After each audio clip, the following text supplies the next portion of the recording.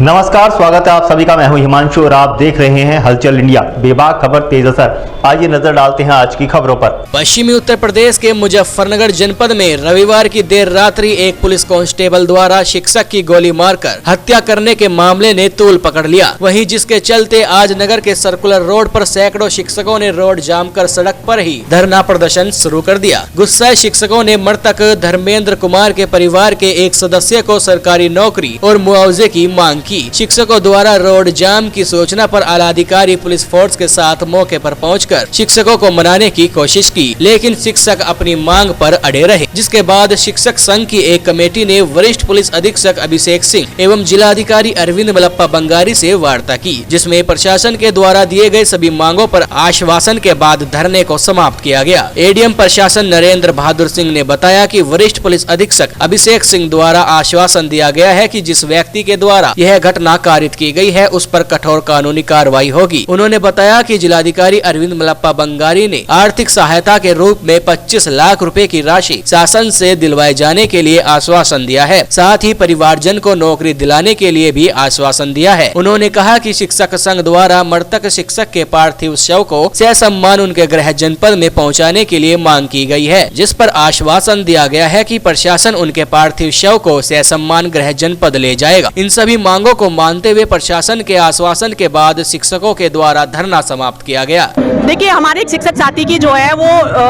मृत्यु हुई है, एक तरीके से मर्डर हुआ है ये तो, और उसके हम न्याय की मांग करते हुए हमने यहाँ पर धरना दिया है कि इस तरह से एक शोषण है ये टीचर्स का, ट्रक पर ड्यूटी लगाना और फिर ऐसे सुरक्षा कार्मिक को उसके साथ भेजना जो खुद नशे की अवस्था में था और उसने 8 गोलियां दागी हैं एक साथ। ये हम इस पे रोष व्यक्त करते हैं।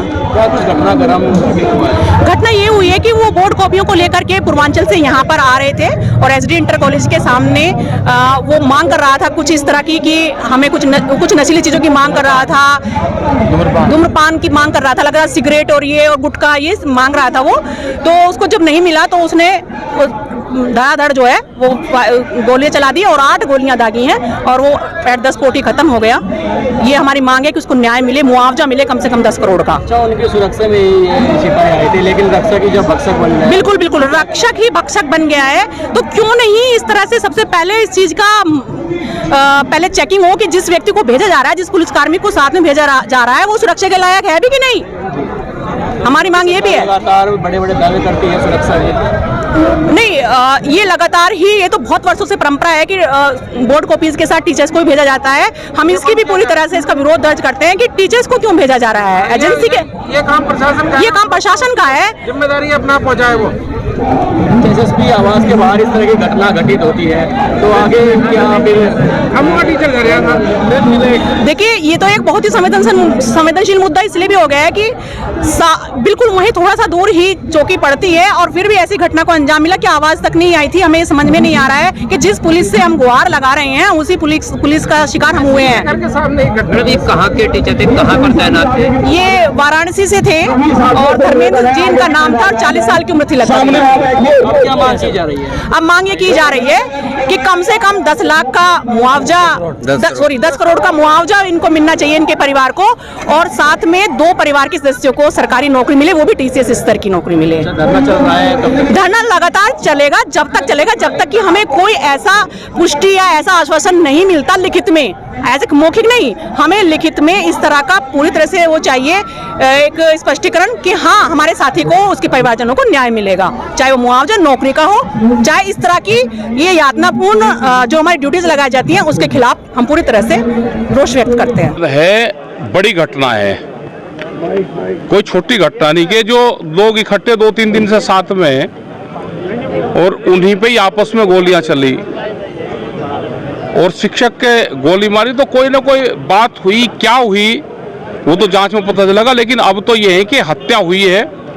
मौके पे असले के समय वो वर्दीधारी अपना पुलिस वाला पकड़ा गया है। तो ये है, इनकी डिमांड है कि मुकदमा दर्ज करें, क्योंकि गवाह भी इनके घर वालों को बनाने लगे हुए थोड़ा है।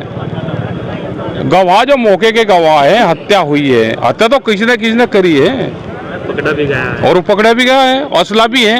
तो पुलिस प्रशासन क्यों देर कर रहा है? भाई हत्या का मुकदमा दर्ज करें, इनको फ्री करें इनसे। अच्छा, इनकी और भी मांग है कि परिजनों को 10 करोड़ रुपए की सहायता। मुआवजा है, जो भी उचित मुआवजा है वो तो सरकार का काम है, जो भी उचित मुआवजा है, और एजुकेशन के आधार पे नौकरी, ये दो चीज होती हैं। ये सरकारों को मदद करनी चाहिए। अगर कोई इस तरह का हादसा हो जाता है तो उसमें सरकारें मदद करती है। सबसे बड़ी बात यह है कि जो पुलिसकर्मी दूध बताया जा रहा था, तंबाकू मांग रहा था। अब क्या हुई होगी वो तो भाई 3 लोग हैं, वो बताएंगे। हम सुनी बात अभी कर रहे हैं। घटना वो नशे में हुई या बिना नशे में हुई, हत्या हुई है और सरकारी असले से हुई है। आप समर्थन में आए हैं? नहीं, हम सब साथ में, दुखद घटना है, साथ में बाहर के लोग थे, दोनों स्टाफ बाहर के थे और समस्त लोग साथ में, यहाँ का भी पुलिस प्रशासन भी सब साथ में है। कोई टेक्निकल क्या चीजें हैं वो तो प्रशासन बताएगा।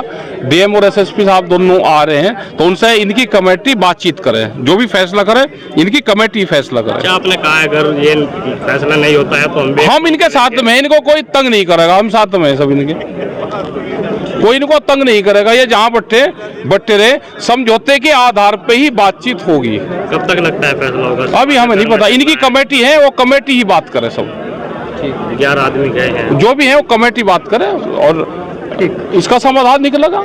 देखिए, आप सभी विदित हैं कि जो रात में एक घटना हुई थी जिसमें कि एक शिक्षक धर्मेंद्र कुमार, जो प्राप्त जानकारी के अनुसार चंदौली जनपद के रहने वाले थे, उनकी एक व्यक्ति द्वारा जो है इसमें घटना कारित की गई थी, जिसकी वजह से उनकी मृत्यु हो गई थी। तो उसको लेकर के यहाँ पे शिक्षक संघ के और तमाम लोगों ने धरना दिया था। अपनी कई मांगें उन्होंने रखी थी। उन मांगों पर जो उनके प्रतिनिधि मंडल थे, उनके साथ जिलाधिकारी महोदय और वरिष्ठ पुलिस अधीक्षक महोदय की वार्ता हुई और वार्ता के उपरांत एक सहमति बनी और उस सहमति के बाद उन्होंने अपना धरना समाप्त किया। उसमें कप्तान साहब की तरफ से ये आश्वासन दिया गया कि जो भी व्यक्ति घटना कारित किया है उसको कठोर से कठोर दंडात्मक कार्रवाई उसके विरुद्ध की जाएगी। और इसके अतिरिक्त जिलाधिकारी महोदय ने उसमें बात करके जो आर्थिक सहायता के रूप में, जो एक्सग्रेसिया के रूप में 25 लाख की धनराशि शासन से दिलवाए जाने हेतु वहाँ पे निवेदन किया है शासन को, और शासन भी उस पर सकारात्मक अपना रुख रखा हुआ है। इसके अतिरिक्त जो उनके परिवारजन के नौकरी की बात है, तो उनके लिए भी वहाँ के डीआईएस से ये संपर्क किया गया है कि उसको अतिशीघ्र वहाँ पे फाइलें तैयार करके उस पर अग्रिम कार्रवाई के लिए शासन को प्रेषित करें।